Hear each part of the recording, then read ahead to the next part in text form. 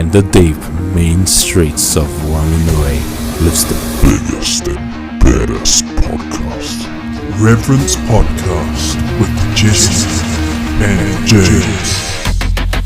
G'day brethrens and brethreninas. This is the Reverence Podcast with Jesse and James. Jesse is away this week, but he will be back next week.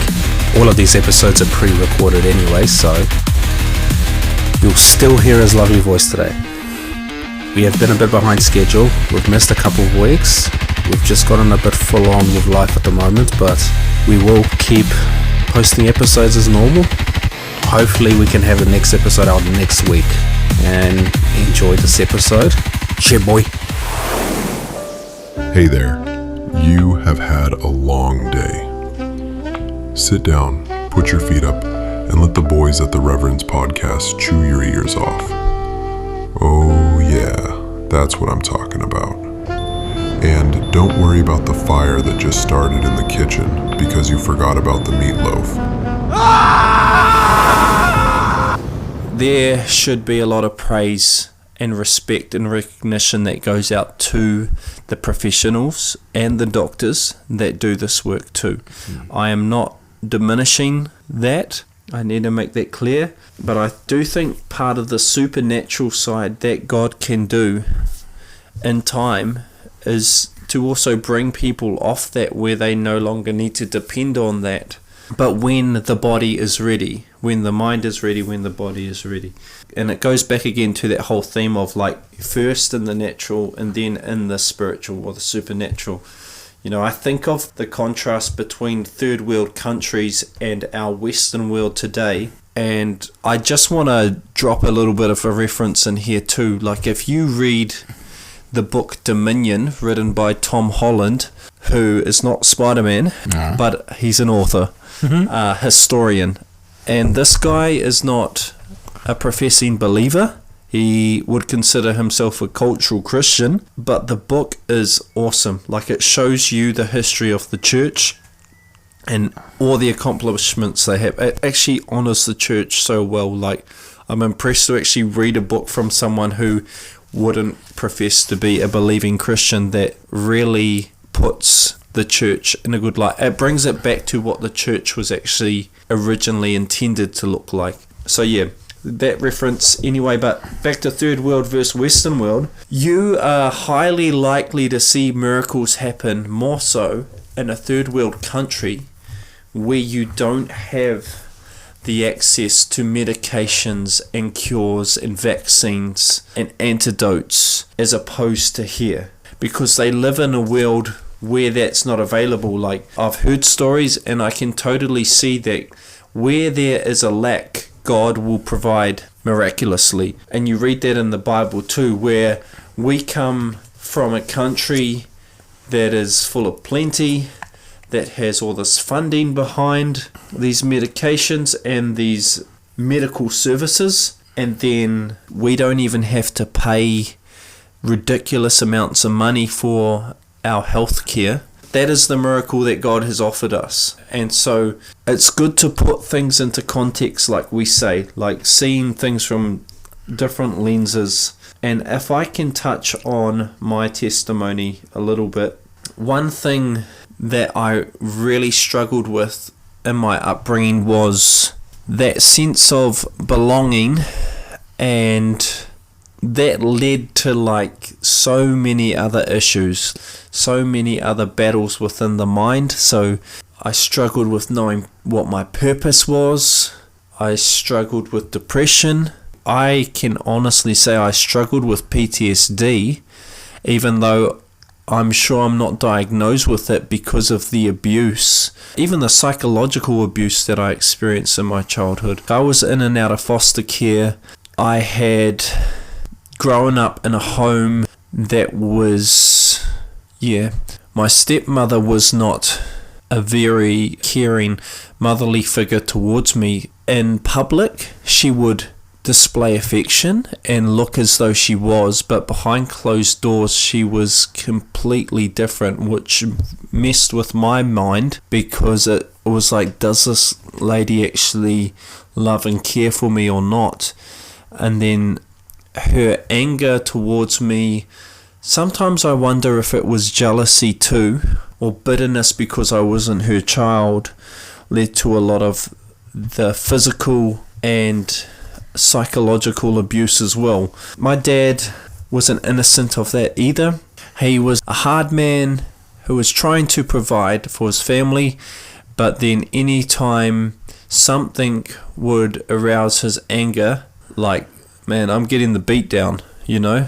And a lot of the times I remember that being the complaints my stepmother had to him towards me and my older brothers that weren't hers. So that situation led to me going into foster care. I was shipped around a lot. Like, one thing you got to realize, like, as well, is the abuse I experienced quickly led towards anger and aggression. And I've learned now, like, if you don't cry about it, then the other way it's going to come out is with anger. And I would always prefer to go towards anger because I didn't want to look weak when I was upset about things. But with that, I went through homes. There was a fear when it come to me doing things wrong and what consequences was, which soon led to them picking up that there was abuse and things going on prior to me coming to foster care. So one thing in my work that comes up a lot is this phrase called ACEs. Have you heard of ACEs? Not other than the, within a deck of cards. Oh, but yeah. Well, if it was that simple, we'd be winning. No, we'd be... Please don't gamble irresponsibly. Yeah, don't do that. I'll keep the cards out of this one. This message was brought to you by the Jesse and James Gambling Prevention Trust. ACEs stands for Adverse Childhood Experiences, which is definitely something that you can bet most New Zealand people, even the generations of our age and maybe a little bit after, are going through today. And it's been caused from intergenerational practices, or the word they use, trauma. The sins of the father being passed down to the third, the fourth generation, which the Bible states. So they have that clinical term for it, but the Bible matches up with that too, which, again, like, how good is that? Not ACEs, but the Bible's consistency.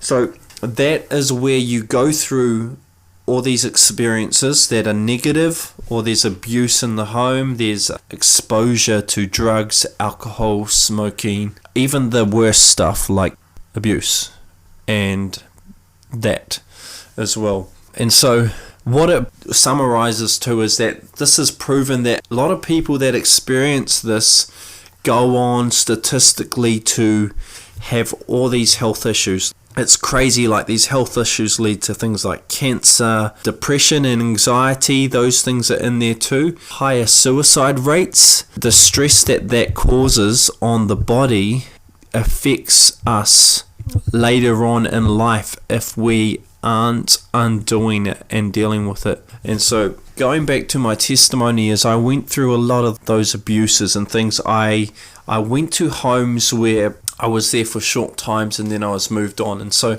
I eventually started to form this idea that actually sometimes it was true. Sometimes I think the people that I was placed with really cared and I just ruined a good thing. So this idea that I formulated in my mind is that no one actually really cares for me and I'm not going to be here long. So why should I care? Why should I give a damn if that's the way people think? So I always had this mentality of living with my bags half unpacked, is how I like to put it, because I was ready to move in an instant when I needed to.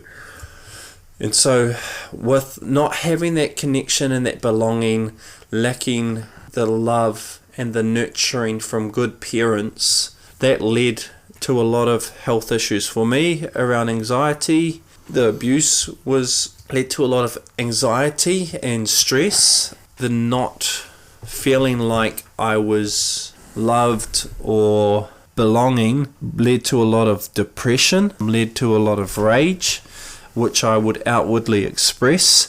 And so it got to the point where I was placed in a home where these people were meant to be closely connected with me.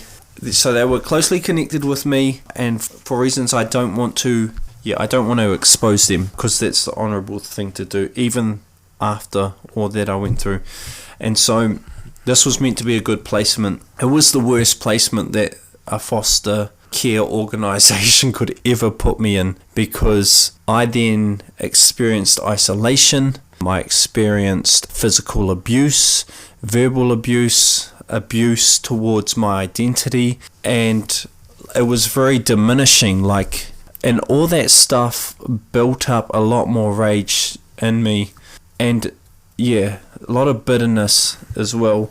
So in my coming to Christ, I came with all this baggage, and I talked about that in the introduction podcast we had last time, is that I came to God and I'd hit rock bottom. I tried everything to make my life better. My mind was set on goals too that were from a dark place as well. These people, I was going to pay them back, and I was going to get them good. I can honestly say, there was a murderous side to my thoughts then, because of all the hurt they had caused. And that's why I say I know for sure I had PTSD. When you go through experiences like that, you're gonna try to adapt whichever way you can.